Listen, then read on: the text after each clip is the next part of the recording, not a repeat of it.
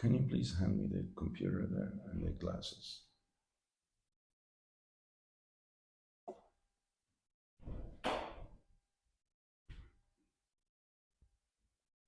Thank you, bro. Wow, warm water. This is special. I always knew that Golokadam was different. Om Namo Bhagavate Vasudevaya.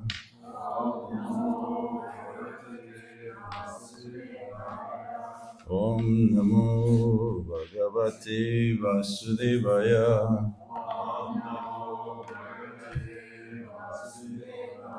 Om Namo Bhagavate Vasudevaya.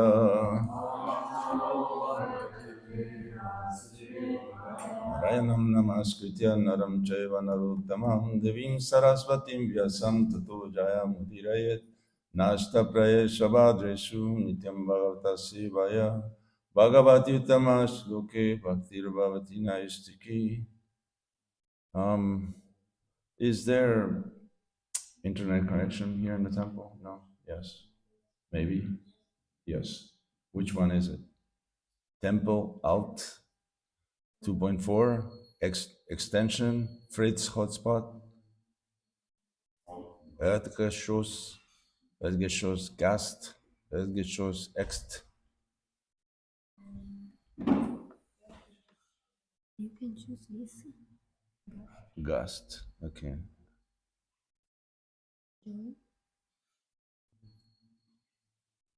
Cannot. Can't. Yes. Okay. Let's try again.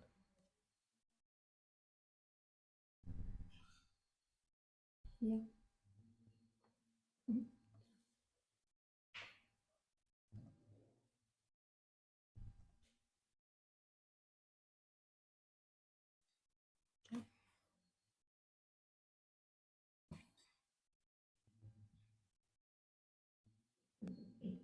Wunderbar.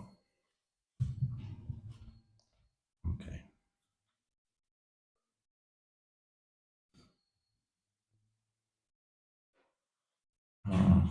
Good morning, devotees. Thank you for showing up for Bhagavatam class.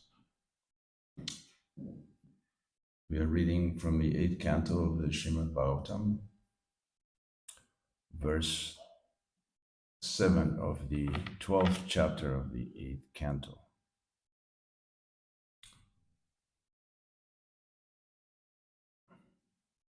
This is a special appearance by the female incarnation of female avatar, incarnation of Krishna.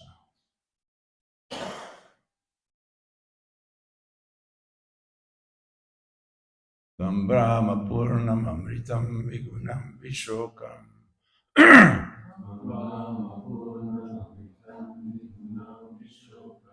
Anandamatram Avikaram Ananyadanyat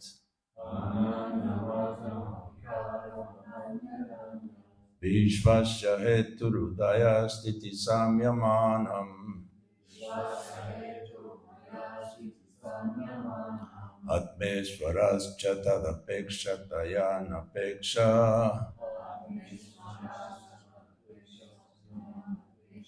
Tvam Brahma Purnam Amritam Vigunam Vishukam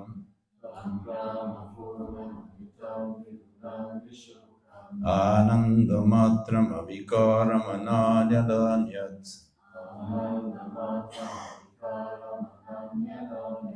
Vishvasya Heturudaya Stiti Samyamanam Atmeshvarastadat Chatadapekshayata Yana Pekshat. Sorry. Atmeshvarastadat Apekshatayan Apeksha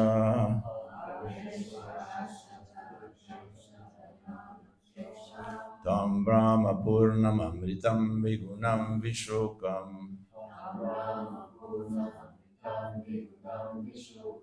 Anandamatram Avikaram Ananyadanyat Vishvasya heturudaya stiti samyamanam Atmeshvaras tadadapekshatayanapeksha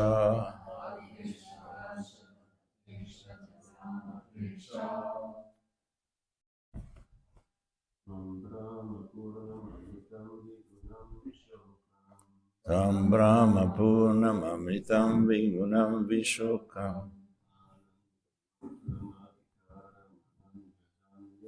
Anandamatram Avikaram Ananyadanyat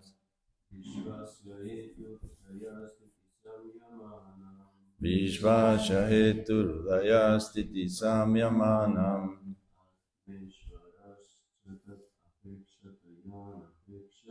Atmeshvaras Tadapeksha. Any Vaishnavi?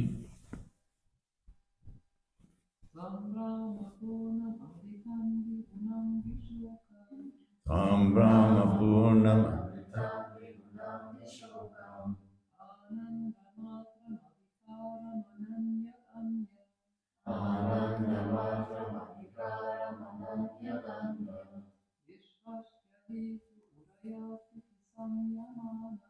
Vishvasya Heturudaya Stiti Samyamanam Atmeshvaras Chadanapekshatayanapeksha. Anyone else? Okay, let's get into the synonyms. Twam, your lordship. Brahma, the all-pervading absolute truth. Purnam, fully complete. Amritam, never to be vanquished. Vigunam, spiritually situated, free from the material modes of nature. Vishokam, without lamentation. Anandamatram, always in transcendental bliss. Avikaram, changeless. Ananyat, separated from everything. Anyat, yet you are everything. Vishvasya, of a cosmic manifestation. Hetu, the cause. Udaya, of the beginning. Stiti, maintenance. Samyamanam, and of all the directors controlling the various departments of the cosmic manifestation. Let's go again. And of all the directors controlling the various departments of the cosmic manifestation. Atma Ishvara, the super soul giving direction to everyone. Cha, also. Tat apekshataya, everyone depends upon you. Anapeksha, always fully independent. Translation and purpose by His Divine Grace, Srila Prabhupada. My Lord, you are the Supreme Brahman, complete in everything. Being completely spiritual, you are eternal, free from the material modes of nature, and full of transcendental bliss. Indeed, for you there is no question of lamentations. Since you are the supreme cause, the cause of all causes, nothing can exist without you. Yet we are different from you in a relationship of cause and effect. For in one sense, the cause and effect are different. You are the original cause of creation, manifestation, and annihilation, and you bestow benedictions upon all living entities. Everyone depends upon you for the results of these activities, but you are always independent. Purport. The Supreme Personality of Godhead says in Bhagavad Gita 9.4, Maya tatamidam sarvam jagada gyaktamurti namatstani sarvabhutani nachaham teshvavastita. By me, in my unmanifested form, this entire universe is pervaded. All beings are in me, but I am not in them. This explains the philosophy of simultaneous oneness and difference, known as Achintya Veda Veda. Everything is the Supreme Brahman, the personality of Godhead, yet the Supreme Person is differently situated from everything. Indeed, because the Lord is differently situated from everything material, He is the Supreme Brahman, the Supreme Cause, the Supreme Controller. Ishvara Parama Krishna Satchitananda Vigraha.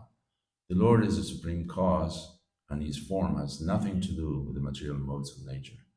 The devotee prays, as your devotee is completely free from all desires, your Lordship is also completely free from desires. You are fully independent. Although all living entities engage in your service, you do not depend on the service of anyone. Although this material world is created complete by you, everything depends on your sanction. As stated in Bhagavad Gita, Mata Smritir Jnanam Apohanam Cha, remembrance, knowledge, and forgetfulness come from you. Nothing can be done independently, yet you act independently of the service rendered by your servants. The living entities depend on your mercy for liberation, but when you want to give them liberation, you do not depend on anyone else. Indeed, by your causeless mercy, you can give liberation to anyone. Those who receive your mercy are called Kripasiddha. To reach the platform of perfection takes many, many lives. Bahunam Jammanam Ante Gyanavam Mam Prapadyate. Nonetheless, even without undergoing severe austerities, one can attain perfection by your mercy. Devotional service should be unmotivated and free from impediments. Ahaitukiya pratihataya yatma suprasiddhati. This is the position of nirashisha, or freedom from expectations for results. A pure devotee continuously offers transcendental loving service to you, but you may nonetheless offer mercy to anyone without depending on his service. Well, there's a lot to unpack here. Om Agyanatimirandasya Gyananjana Shalakaya Surmilitam Jena Tasmai Shri Gurave Namaha Mukam Kuru Divachalam Pangum Langayate Grim Yatkripatamaham Vande Shri Gurundi Taranam Paramananda Madhavam Shri Chaitanya Mishwaram Jai Shri Radha Madham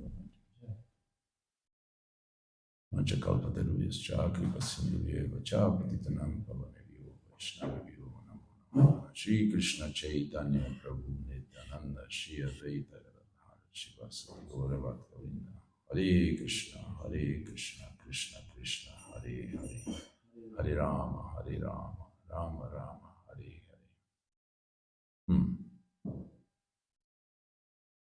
So this is interesting here that out of the verse, there's a whole section of verse that is not in the word by word. It's not in the Sanskrit.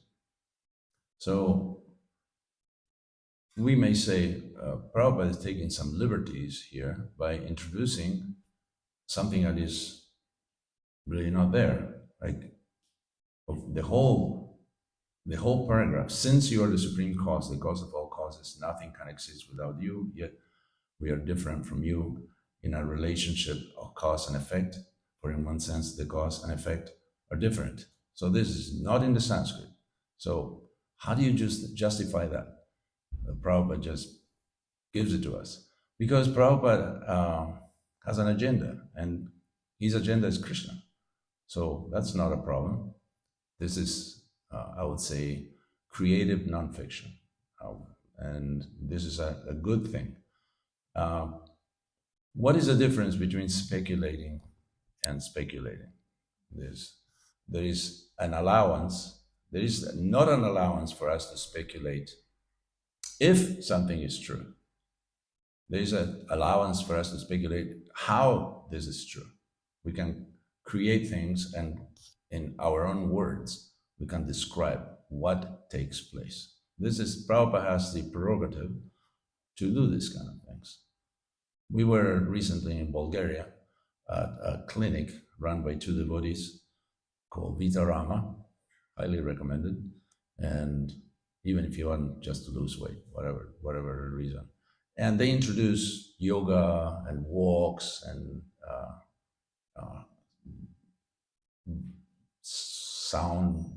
Tibetan sound bowl therapy and all this stuff, but they have kirtan there and they have prasad. Very, very well organized, very well done. So people who have no contact, zero contact with Krishna consciousness. They come, and every day they eat prasadam, breakfast, lunch, and dinner. I mean, just very nice, very nicely done. It's a very packed program. And then they are introduced to kirtan. They may have no idea what this is, but they get it. And one of the volunteers was a Polish girl who she went to a thrift shop, secondhand shop, and found she was, she was peripherally involved in Krishna consciousness, meaning because she's a volunteer and the devotees do programs every morning and they do kirtans in the evening, just for the crew, not for everybody. She was there. She was living in the place that we were doing kirtan and doing the morning programs.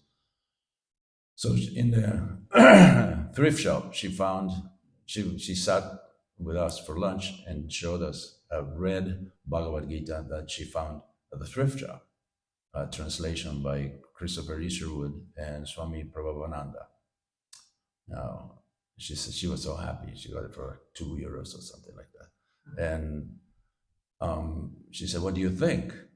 I said, "Well, I haven't read it, but I can tell you one thing. This book and the other 600 translations in English of the Bhagavad Gita never made a single devotee of Krishna. So you should judge by the results." When Prabhupada translated his Gita, just devotees kind of flooded the word. This was the difference. The Prabhupada did not have an agenda. Everybody else has an agenda. They want to become famous, or they want to become known as a Sanskrit scholar, or they want to be known as cool, whatever.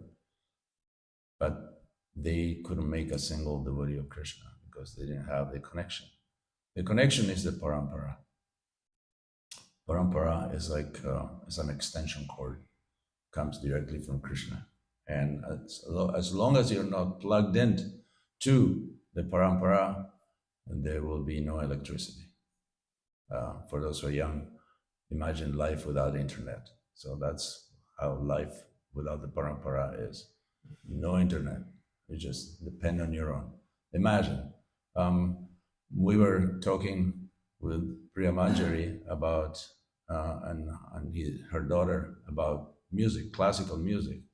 And her daughter was surprised how I knew so much about it. And I said, because I was born before Google, so I actually had to remember stuff and learn stuff. That's why I knew, because I didn't have to look it up. If I looked it up, it was to learn it. So this is the difference also between a regular Bhagavad Gita or Bhagavatam and Prabhupada's version. Prabhupada learned it directly through the parampara system. So in the verse itself is explaining, this is Lord Shiva talking. Now Lord Shiva is a very special entity. It's not Krishna and it's not one of us either. He's kind of the yogurt, between, it's not milk, but it's close enough. You can tell milk, yogurt is not milk, but, pretty close. It comes from the same source. So Lord Shiva is asking something from Krishna that made Krishna smile. Not smile, haha. Smile like, really? You want that? He wanted to see the Mohini Murti incarnation. Now, this is not a good idea.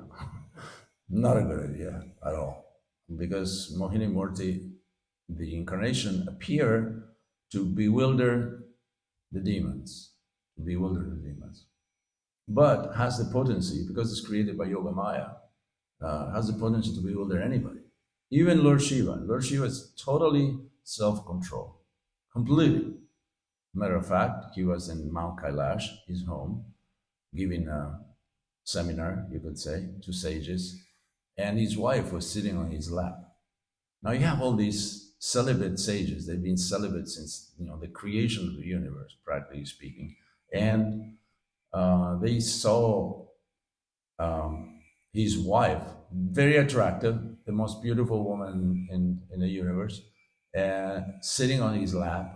And Lord Shiva, is not dressed according to code.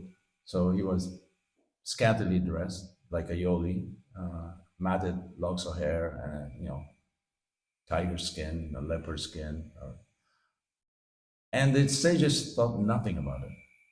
But all of a sudden, Chitraketu Maharaj showed up, and he found it funny, like ironic, that you're actually here delivering transcendental knowledge to celibate sages, and yet you have the most beautiful woman sitting on your lap. That's kind of funny to me. And Lord Shiva didn't think much of it, but his wife didn't take it very well. Uh, I guess, she didn't have a sense of humor that day. And she cursed him. She cursed Chitraketu Maharaj. Chitraketu Maharaj was a pure devotee. And as a pure devotee, he had the power to counteract the curse and to curse her even. But he actually took it like a devotee would. This is Krishna's arrangement, so I'll take it. So she said to him, you present yourself as a devotee, but you speak like a demon. So what is it? And you should be a demon. So that's the Vritasura, right? He had to take birth as Vritasura, and eventually ended up fighting with Indra. And because he was a pure devotee, he had practically the strength or more strength than Indra, the king of heaven. So Vritasura wanted to be killed because he will regain his form, was free from a curse. And Indra was kind of losing strength as he was fighting him, such a powerful demon. And so Vritasura encouraged Indra, preached to him and encouraged him to continue fighting and kill him. That was a very strange encounter. So this is Lord Shiva, who is actually, he was actually vilified and belittled by Daksha, his wife's father. Another name of Durga, Uma, is Sati.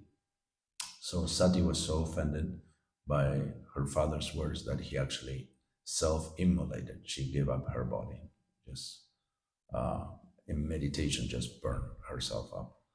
And Lord Shiva was, not very happy with this situation. Anyway, Lord Shiva is a very unusual character, and he's now asking to see Mohini Murti. And Krishna is very kind, very merciful, and gives us usually, if he is merciful to us, Krishna will give us what we need and not what we want. And if he happens to give us what we want, he will give it in such a way that you will never ask again for such a thing. Just you not totally, okay, I get it, but it comes with a lot of paraphernalia that you do not want. So, and in the case, there was another case, Markandeya Rishi, who was a very advanced sage, and he got to see Krishna, Vishnu, and he was offered a benediction, and he said, I would like to see how your illusory energy works. I guess he was into engineering or something like that, and he asked, just show me how do you do it? How do you do it? So if you read the 12th canto of Bhagavatam, if you hear the story of Markandeya Rishi, he went through hell.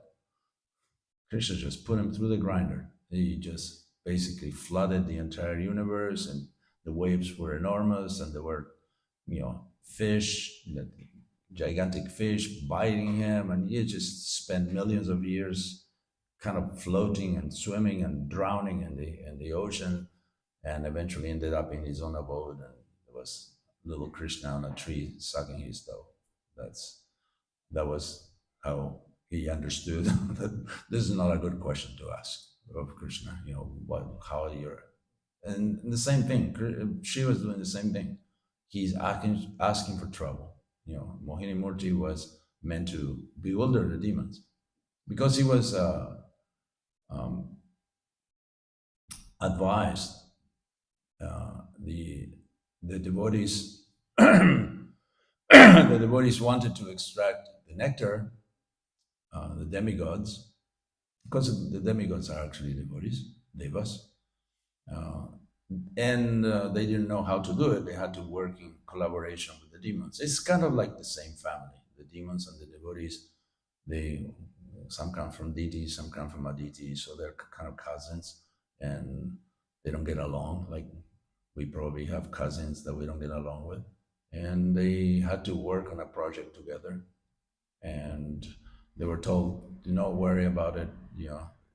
That it seems to uh, demons may seem to have an advantage, but it's going to be taken care of." And of course, as Narayan Kavasha Prabhu was explaining yesterday, they chose the head of Bazuki, the serpent, gigantic serpent, because the head is better than the tail. But they forgot about the fire and the ashes and so on. So they got a little smoked and burned, and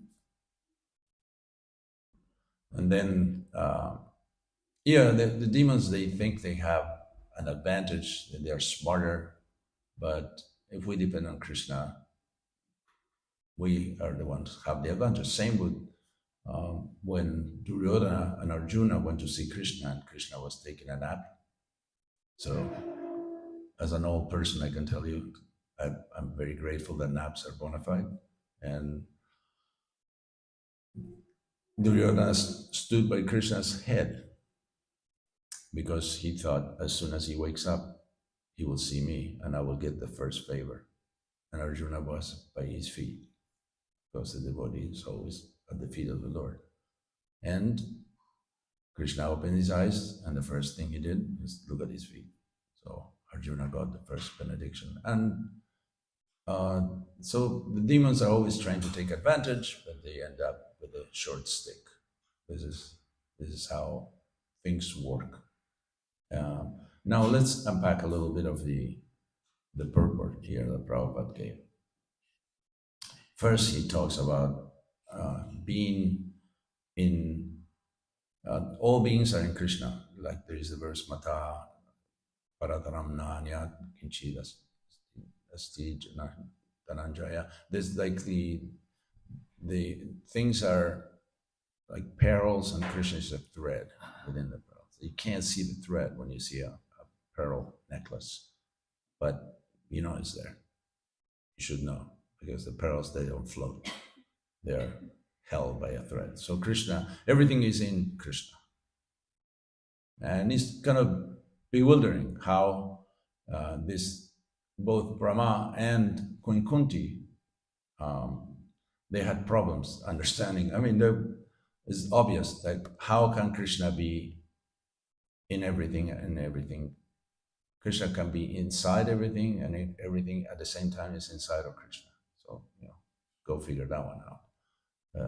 Very difficult. But that's when the philosophy of Chintya Beda Beda is saving us from a mental breakdown.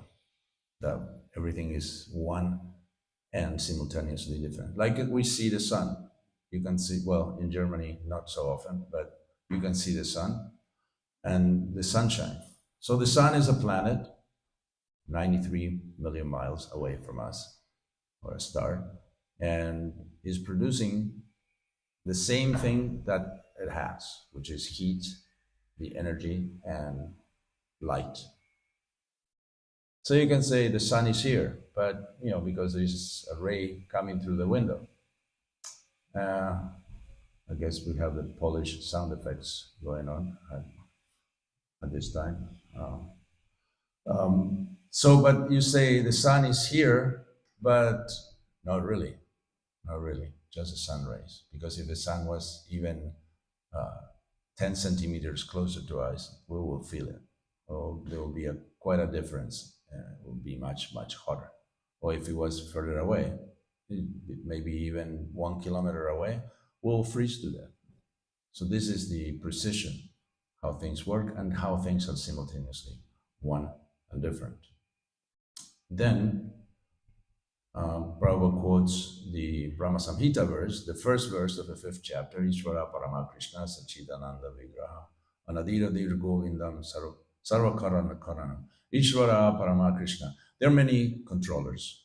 There are many controllers, even in our life, the parents and the teachers and the guru, and there's just, and material nature, so many things that control us, but there is only one supreme, Parama, and that's Krishna. Ishvara Parama Krishna. Krishna is the supreme controller. Nothing is beyond his control. Sachidananda Vigraha. His body is not like ours. It's not made of flesh and bones and has veins with blood circulating. Krishna's body is eternal, is full of bliss and totally knowledgeable of everything.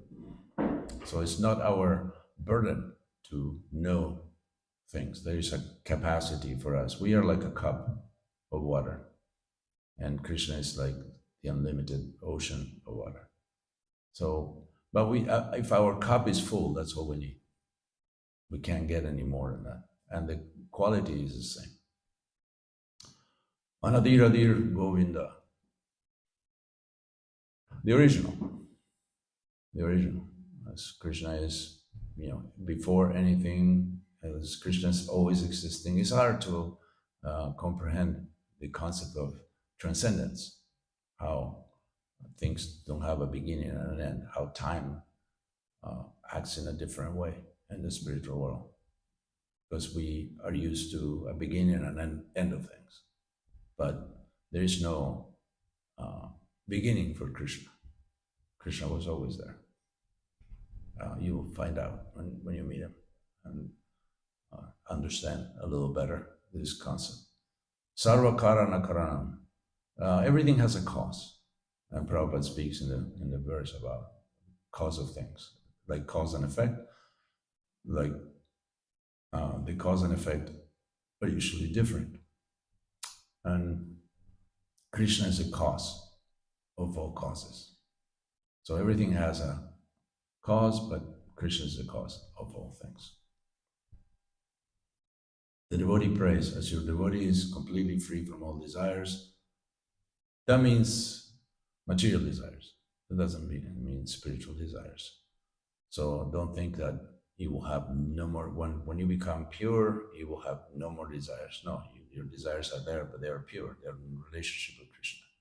Right now we have desires, and the desires are eternal, actually. Desires travel with us. This is why we travel.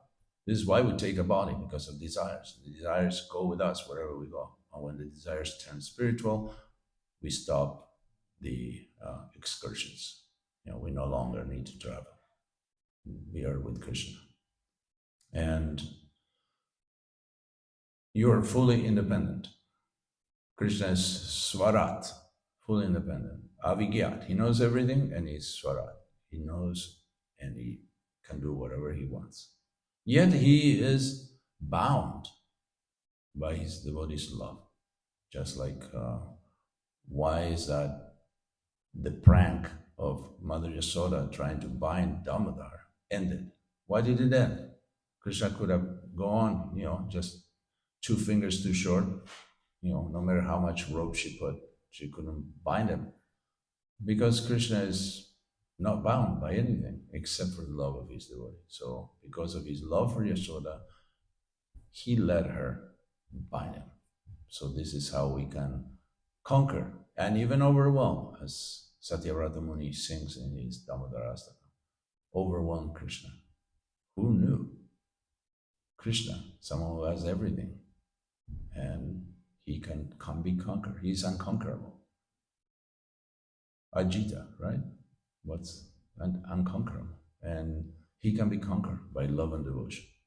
So we have that, and we refuse to give it to Krishna because we have trust issues, because we have disappointments, because we have, who knows, mental trouble, because we have contamination. We refuse to give Krishna what is his, which is duly his. which is love. Krishna loves us and we just refuse to love him back. And that's a very poor choice on our part. So the Guru and the Vaishnavas come to remind us of what we need to do, which is to love him back. Pretty simple program. Just Krishna loves you. Please love him back. You don't have to do much. But it's so difficult because we love so many things. And these things interfere in the process. All the things that you love interfere in loving Krishna. Not because they have the power, but because we don't see them in relationship to Krishna. So we have to learn how to love Krishna, how to see everything in relationship with Krishna. And then love will be reciprocated and we will be fine. Although this material world is created complete by you, everything depends on your sanction. As stated in Bhagavad Gita, Matasmitir Jnanam Apohanam Cha, remembrance, knowledge, and forgetfulness come from you. Now, we understand remembrance, knowledge, but why forgetfulness?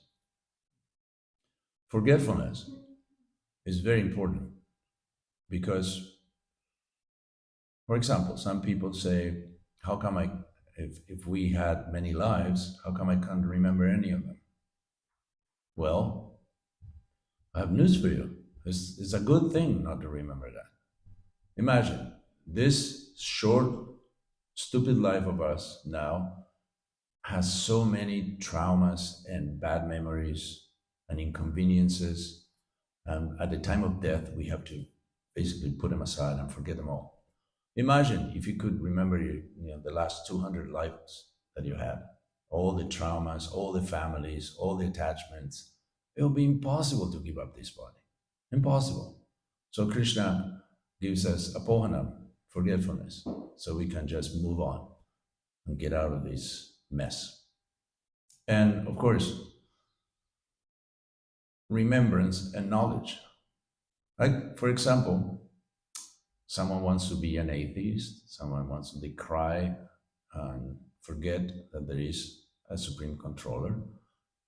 So guess what? Krishna has to help them. So Krishna helps the atheist by making them forget God and remember the wrong kind of things. And ultimately, he has to instill faith in them and that there is no God. So it's kind of paradoxical that God has to help those who want to forget him because we don't have the power to forget Krishna. So Krishna has to help according to our desires. We want to forget Krishna, Krishna has to help. And of course, knowledge comes from Krishna and comes from pleasing Krishna. Because knowledge is already there. We have a cup full of knowledge. Like we don't have the burden to know quantifying, the quantifying part of the universe. We don't need to know, like if someone is drowning in the Northern Sea and at the time that they are drowning, they remember how many liters of water are in the body of the Northern Sea. That's no help, really. That's no help. You have to remember how to swim, how far is shore. This is the knowledge that we require. So let's not ask for things that we don't need. The burden of remembering everything is Krishna's, not ours. We just need to remember what is useful to make spiritual advancement. Nothing can be done independently, yet you act independently of the service rendered by your servants. The living entities depend on your mercy for liberation, but when you want to give them liberation, you do not depend on anyone else. Indeed, by your causeless mercy, you can give liberation to anyone. To reach the platform of perfection takes many lives.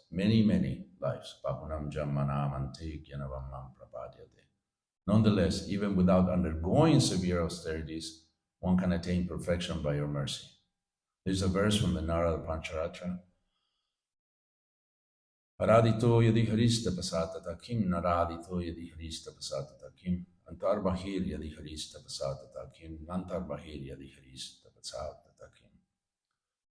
Aradito, the word Radha, to worship, Aradito. If you are worshipping Yadi Haris, if you're worshipping Hari, Tapasata Takim, what's the point of austerities? What's the use of them? Naradito Yadi Haris, Tapasata Takim. If you are not worshipping Krishna, Hari, what's the point of austerities? Antarbahir, within the heart, Antarbahir, within ourselves. Yadi Haris, there is Krishna. Tapasata Takim, what's the point of austerities if you are already realized, if you know that Krishna is within the heart of everyone? Nantar Bahir, if you don't know that Krishna is within, what's the point of austerities? Here, the Narada Pancharatra is basically putting down austerities, not that austerities are bad, but it's saying if the austerities are not conducive to self-realization, then they're a waste of time. Just like if someone has a child and the child comes with knitting needles through the cheeks and just with their hair on fire, and say to the parents, I've done this to please you. The parents are not going to be very happy with this kind of thing. No, thanks, not for me. Don't do that. Don't do that ever again.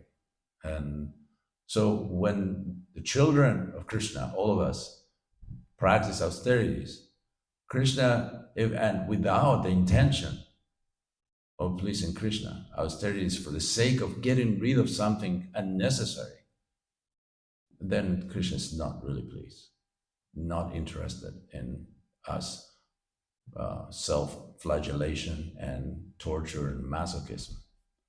So we have to understand that Krishna is supremely independent and is pleased by devotion, not by austerity.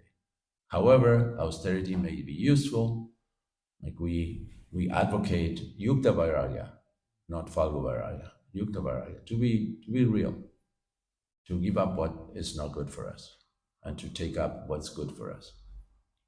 So at the end, Prabhupada mentions the devotional service should be unmotivated and free from impediments.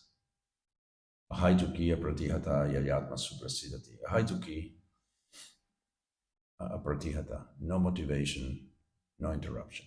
So if we are able to do this, to practice devotional service, it should be because it's good for us and not because we get some brownie points or because people will look at us differently.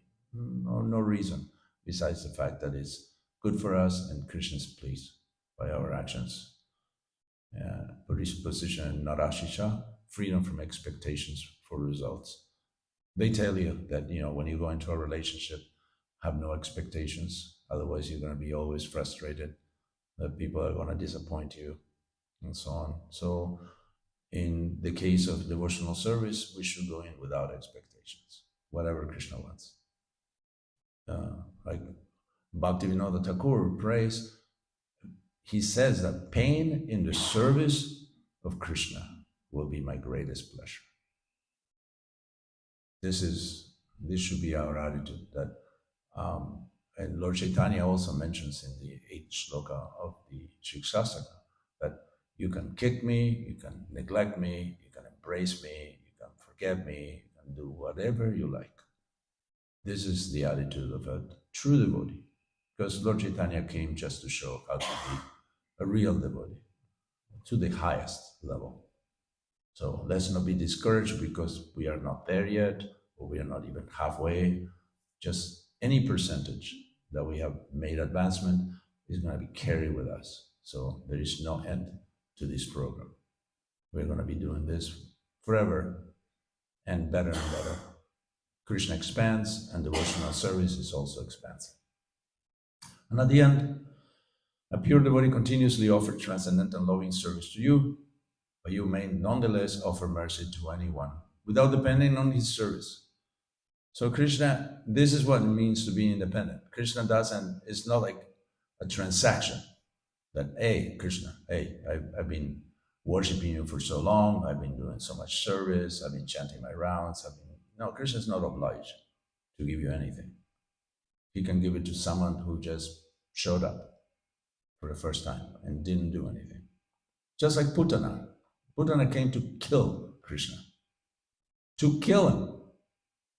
And Krishna gave her the position of being his mother. That's pretty independent, I would say. That's not depending on anything. So it's not like we have to change course and try to kill Krishna because this is recommended. No, it's not. Ravindra Sarup Prabhu called this Putana Bhakti. People who want to approach Krishna to take stuff from him, to ultimately eliminate him from the program of becoming Krishna yourself. So do not think that I have the right. No, we don't have a right. We have a birthright, and this birthright is to love Krishna back, I would say. Yes, Krishna loves us already. So much, more than we will ever love him, but we can love him back. We can actually try to repay this amazing debt of love and gratitude by trying to love Krishna back. All right. I said enough. Any comments, questions?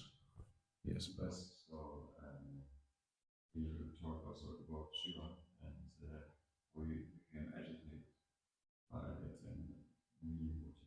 And he also got agitated from his wife. Like Prabhupada mentions this one or two times in the first lecture.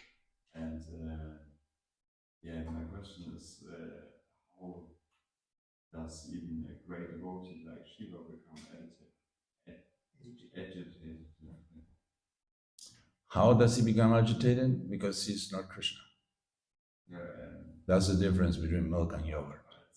You also said like the pure devotee has only desires which are in the service of Krishna. The story behind this is when Lord Shiva asked to see the Mohini Murti form of Krishna, Krishna smiled and so okay.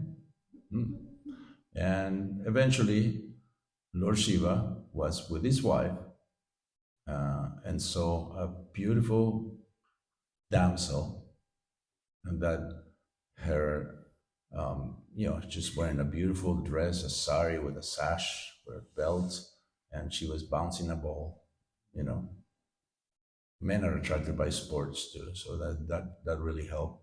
And as she bounced the ball through the forest, her hair became a little disheveled, so she tried with her beautiful hands. I mean, her proportions were perfect, and to reaccommodate her hair, and in the process of chasing the ball, her garments became loose, and without any shame, Lord Shiva started chasing after her. He was with his wife, and his wife is the most beautiful woman, and started chasing after this. And eventually the damsel, her clothes became, just fell off, and she was fully naked, and then she looked at Shiva, and Shiva looked at her. It was, that exchange of glances. So Lord Shiva just lost his mind, chasing this beautiful woman, and she grabbed her. I mean, Lord Shiva, his strength is incredible, and she just got away from him. Just nobody can get away from Lord Shiva. If he grabs you, you're done. And she just got away from him, and Lord Shiva discharged semen. This is what happened to him. And because Lord Shiva's semen cannot go in vain, wherever the semen was spilled became mines of gold and silver. And then Lord Shiva realized who she was, and then he regained his control. And Lord Vishnu, or Krishna, was very satisfied that Lord Shiva not only regained his control, but he did not feel ashamed because he wasn't bewildered by the external energy. He was bewildered by Krishna himself. And who can resist that? So there you have it, that Krishna became very pleased with Lord Shiva, even though he lost his mind and chased after this woman, with his wife being right next to him. But he felt no shame at all, and even explained to his wife, this is what happened. There was no way I could resist. So, all is cool in the Vedic literature. So, yeah, Lord Shiva is not ordinary. He can resist anything, but he cannot resist Krishna. That is why I mentioned his wife. He could not resist also his wife when she wanted to conceive children. Like Prabhupada mentioned that Shiva was in meditation, and then Parvati wanted to... Are you talking about Shiva, or you're talking about Diti? Shiva. Diti and Kashyapa? No, I'm talking about Shiva. Okay. Yeah, so Shiva was in meditation, and Parvati wanted to conceive children, and then she managed to seduce them. That's what Prabhupada writes. Okay. So he has a weakness. Yeah. Is that okay? Can he still be a devotee and a great devotee? Is he pure? That's my question. Is he pure? Yeah, if he has this desire. Well, what do they say in the Old Testament? He who is free from sin, let him cast the first stone. I'm not casting any stones. This is not what I mean. Like, it's more like how can we overcome such desires? How can we overcome such desires? Yeah. And in general, like if even Shiva cannot. Yeah, well, there are examples of both ways, that there are devotees like Haridas Thakur, who a beautiful prostitute came in the middle of the night to seduce him. She revealed her intentions to him, that she wanted to have union with Haridas Thakur, who was young at the time. And Haridas Thakur didn't say, get away from me, woman, you're the devil. He said, that would be wonderful. That's what he said. That would be, I'm just so fortunate. That's ideal. But, I made a vow, so I have to finish my round. So if you sit for some time, we can consummate. Yeah, that'd be great. So sit down. So Haridas Thakur continued chanting, and his chanting was very pure. And she started mockingly chanting, Hare Krishna, Hare Krishna. She just started chanting like she was interested. But she became purified, and she fell asleep. So Haridas Thakur, said, I'm sorry that we couldn't do it. You fell asleep, and now it's a new day. I have to chant my round. So let's do it tonight. So it went on like that until she became completely ashamed. And so you have here Haridas Thakur. So does that show that Haridas Thakur is greater than Lord Shiva? I don't know. Maybe. But a great devotee is a great devotee. And even if they have their problems or fall down, so even in our movement, with the little experience that we have and the little power that we get, that is, anything could happen at any time. We have seen, I've been around long enough to see superstars crash into the ground and very humble devotees rising to the highest platform. So anything can happen. So we should be very cautious and consider that the vision of Anuttamadhikari is solely his or hers, that they see everybody else engaged in Krishna service and more advanced than they are. So we should aspire for that, to see that, yes, this devotee had this problem and that devotee is not as pure as I thought and so on, but they're still better than we are. That should be our mentality. Yeah. So we should be very cautious because we can be swayed at any time, and if others get bewildered, is their deal, and we should help them, not throw dirt on top. Someone falls and you just want to dig a hole and put some dirt on top of them. So we should be very careful of how we see everybody, and we should see everybody as more advanced. Like, for example, people treat me like a senior, besides the age, for a senior devotee because I've been around long enough. But I see the Guru Kulis as senior to me because they already had the head start. They were born in Vaishnava families, whereas I wasn't. So yeah, they're senior to me. Obviously, they've been practicing Krishna consciousness for longer than I have. That's how they got to be born in Vaishnava family. So we should change our perspective and see, yes, this devotee has trouble or has done this or that, but it's not up to us to decide, who is more advanced or less advanced.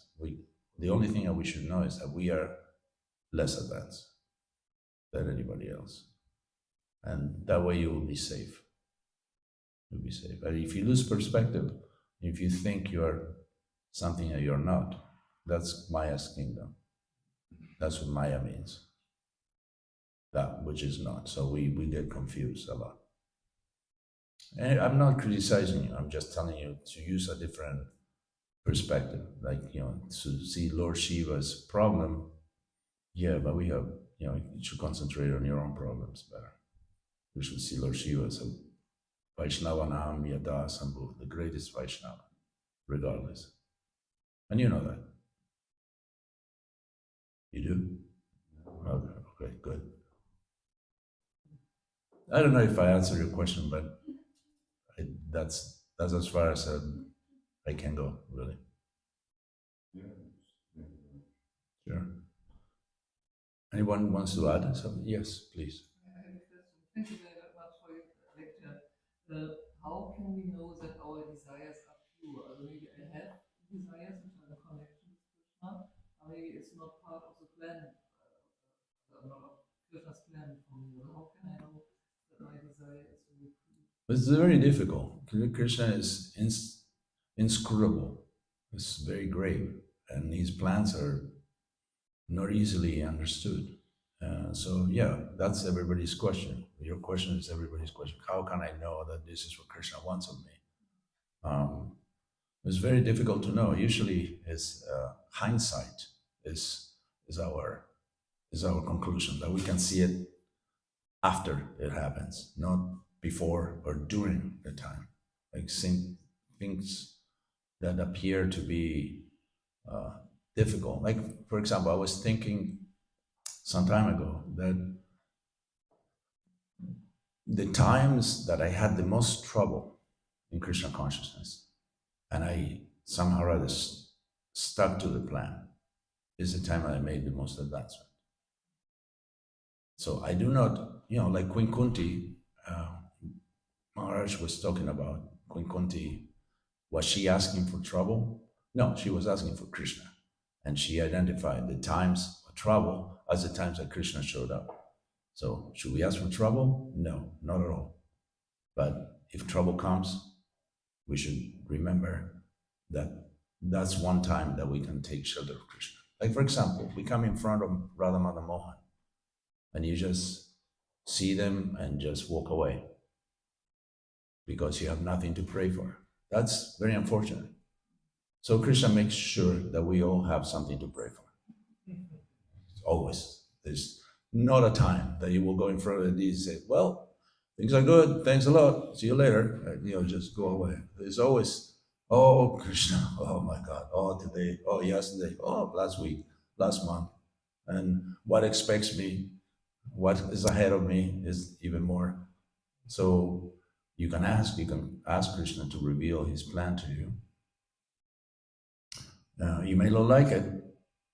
You may not like it. Like I was saying, that if you ask Krishna for what you want instead of what you need, Krishna may give it to you, but you won't want it. You won't want it the way he delivers it. And just rips it up out of you, that desire, and in a painful way usually. Because that's what attachment is. It's irrational desire to enjoy something that is not meant for you. So it hurts when it's taken out of us. But when we see it in hindsight, say, "Oh, thank you, Krishna. That was good." I always give the example of a band-aid. Some men have hairy arms, so you have a cut there, and you put a band-aid, and then it's over. It's good, but then you have to take the band-aid out sometime. You can leave it there for a week, maybe two, but eventually it has to come out. It's dirty, and there's nothing there. So you take it out, and you can take it out little by little, one hair at a time, or you can just rip it out. So Krishna has different ways to remove your attachments with tweezers or with a huge band-aid, and just takes it out. And either way it should work, but both ways are usually painful. The pain is because we're attached. If you become detached, then there is no pain. Like if you were a little girl and you were playing with your toys, and I'm not sure, but maybe you have a favorite toy, like a doll or something, you can think of. And if you were of that age and you were playing and someone came and took your toy, you just scream and kick and just create an incredible tantrum. Okay, but if now you had somehow or other you still have a toy sitting in your house, and somebody comes and says, "I'm going to take this," I have a child that and just walks away with it. You don't get an existential crisis out of that. I say, okay, sure. So that's what we have to act. We have to be mature to understand this is a toy that is not good for me. I mean, I know how old you are, but I know you're not in age to play with dolls anymore. So let's not play with dolls anymore. Let's let Krishna take all of our attachments away. And if it's painful, it's painful. If it isn't, it isn't. But the result will be that we become accustomed to whatever Krishna wants out of us. We should see Krishna in every action. So how do you see Krishna's plan? Usually after it happens, but to see it ahead of time, try to think about it, to be introspective about what you want, and maybe if it is Krishna conscious, then you will see it come, and if it isn't, then you will see something else. So it's a difficult question what you ask, how to see Krishna's plan. Krishna is inscrutable. Krishna's the best poker player. You can't read him. You can't read him. But the result is always good. As an old man used to say, in Krishna consciousness, the pay is not very good, but the retirement plan is out of this world.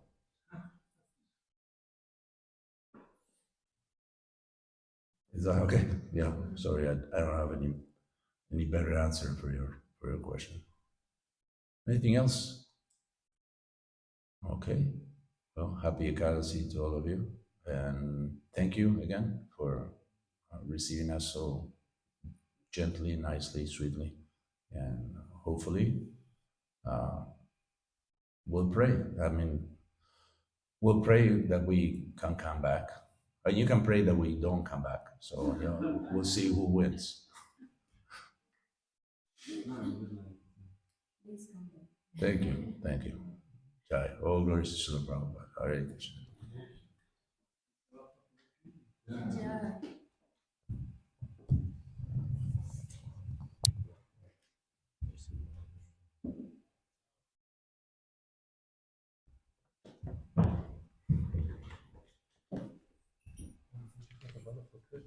Thank you. That a little bit like thought came that the Hare Krishna Maha Mantra is a little bit like a dance, right? I mean, when you say it,